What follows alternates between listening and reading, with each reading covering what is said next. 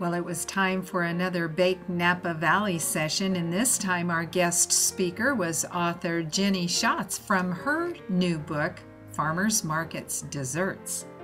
It's a wonderful book with all sorts of great recipes like this strawberry and cream cake roll. Doesn't that look good?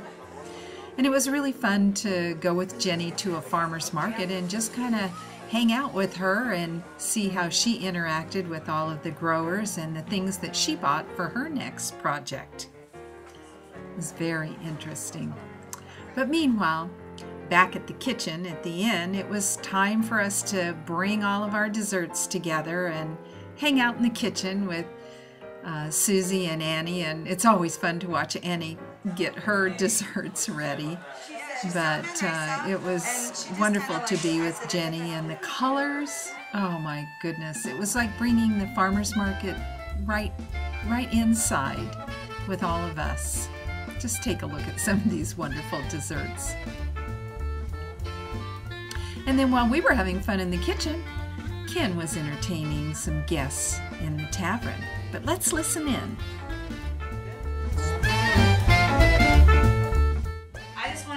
You guys, I met Jennie at a Baker's Dozen meeting a couple years ago, and I fell in love with her. I thought she was just so great and what she does. But in her words, she gives a voice to pastry chefs and chefs who may be really good with recipes, but not necessarily the wording, you know, behind it and why, you know. So Jennie has worked on a lot of cookbooks, and I actually met her because she was doing a book signing for her one cookbook that I love. It's called the Wine Lover's Dessert Cookbook. Let's listen to what she says about butter. And I tend, well, if you can get Strauss butter, it's super flavorful. And of course, in the spirit of the book, I always prefer something local. But I do often get Kerrygold because I think it has a super butter, to me, a super buttery flavor. I don't know how else to describe it. It has that just sweet dairy butter flavor. When you get Kerrygold? But it, you know, I mean, they work, so I was curious because I mean, you didn't use a specialty butter, and they work perfectly well. Kerrygold, you can actually at least And this is a funny story about how her candy apple recipe turned into this one. I got these lovely, just perfect density, sweet tart, small apples, and I decided to make caramel apples with them.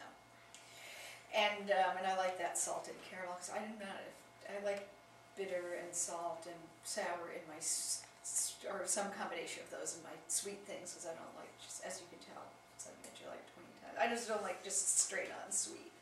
So anyway, I had made them several times and I tweaked it so that they would dip perfectly and the caramel would stay on the apple. And then we went to do it for the photograph. The caramel kept slipping off the apple. And the photographer said, "Make me some pastry." I said, "Okay." And I made a batch of pastry, and she took the apples and wrapped them and took the photograph. And I said, "Now I gotta come up with that recipe! Damn it, I thought it was all done." It must be someone.